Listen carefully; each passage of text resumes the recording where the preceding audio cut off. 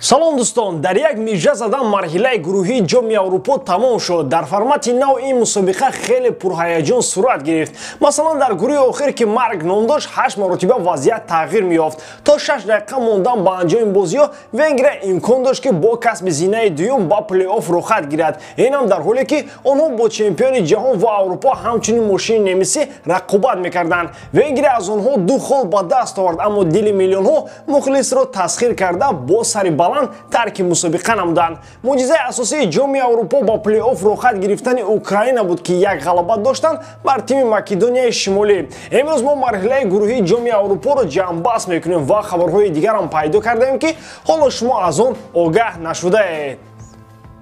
кӯтоҳ дар бораи чӣ гуна ба марҳилаи баъдии роҳ ёфтани Украина мегӯем ки ин бори аввал дар таърихи ин кишвар аст. Шогирдони Андрей Шевченко дар бозии охири худ аз Австрия мағлуб шуда умеди худро наканда буданд. Дар ду гурӯҳи охир лозим буд ки як тим аз 3 хол зиёд ба даст овардан натавонад. Мунтахаби муваффақтари пасошироӣ бисёртар аз бозии Франсия ва Португалия умед дошт. Аммо агар дар ин бозӣ чемпиони феълии Аврупо мағлубам мегардид, ин бар муроди Украина набуд. Бо фарқияти хуби голҳо Португалия роҳи худро идома медод, аммо Словакия аз Испания 5 гол қабул карда бо ду дасти адаб рохатро ба Украина спорид. Барои Испания ҳам дар ин рақобат ғалаба чун оба ҳаво зарур буда. Зеро фишори онҳо аз дақиқаҳои аввал бо шиддати баланд мушоҳида мегардад ва ин боис шуд ки худи футболбозони Словакия 2 голро ба дарвозаашон ворид кунанд.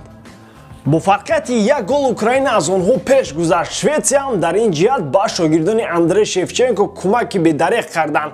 ҳамваторони Златан Ибрагимович нагузоштанд ки Полша роҳи худро идома диҳад, ҳарчанд бо онҳо ин бозӣ умуман дар кор набуд. Аммо барои дар плей-офф бо рақиби заифтар рӯбарӯ омадан, Шветсия дар ин рақобат пирӯз гардид. 2 голи Роберт Левандовски ба тими заифи Полша басандагӣ накард. Акнун Шветсия бо худи Украина рақобат мекунад ва ин басо рамзӣ аст.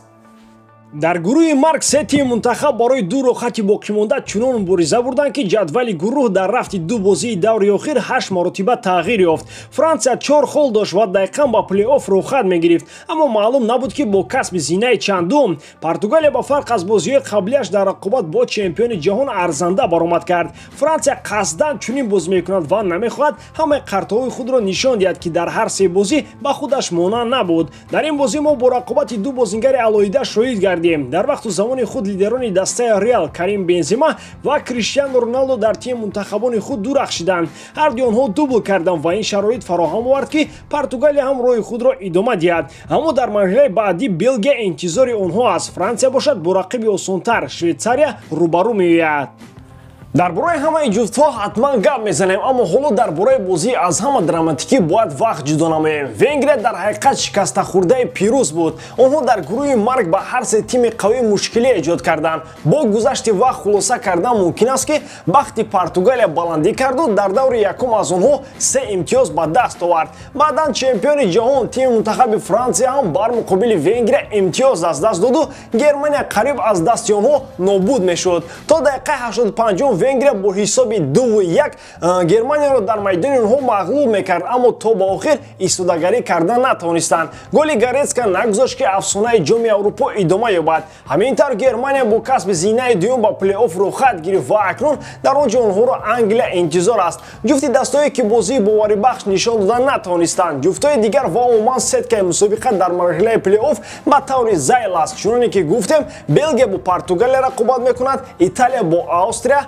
Франция Швейтсария, Хорватия Испания, Швеция Украина, Англия Германия, Нидерландия Чехия ва Уэлс, Дания барои ҳаёту мамот мубориза мебаранд. аз ҳама ҷуфти ҷолиб ба назари шумо кадом аст дӯстон? ҳатман фикрҳои худро дар комментария нависед.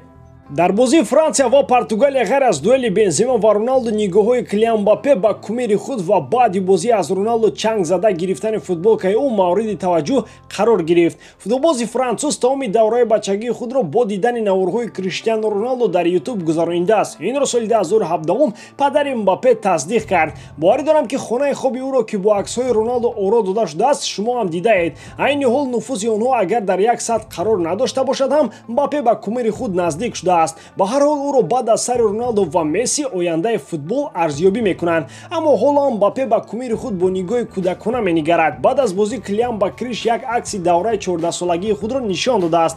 аммо аксҳои якҷояи онҳо дар бозии Франсия ва Португалия метавонад ҳамаи чизро тағйир диҳад.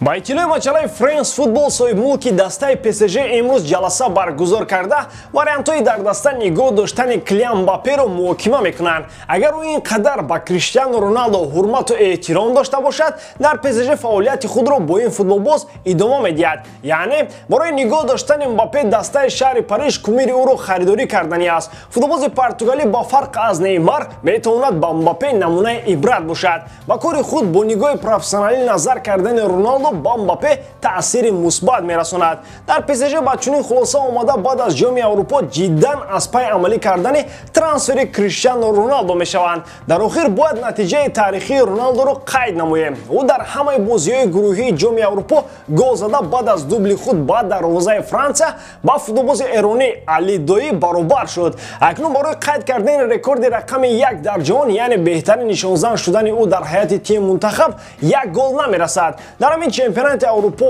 ӯ ба ин натиҷа расида метавонад. Дӯстон, ҳатман фикрҳои худро дар комментария нависед. Ба ҳамин том дӯстон, боварӣ дорам ки эҷодкории ман ба шумо писанд меояд. Лайк, комментария ва дар канал обуна шуданро аз ёд набароред. Бо шумо буд Муҳаммад Гаиров.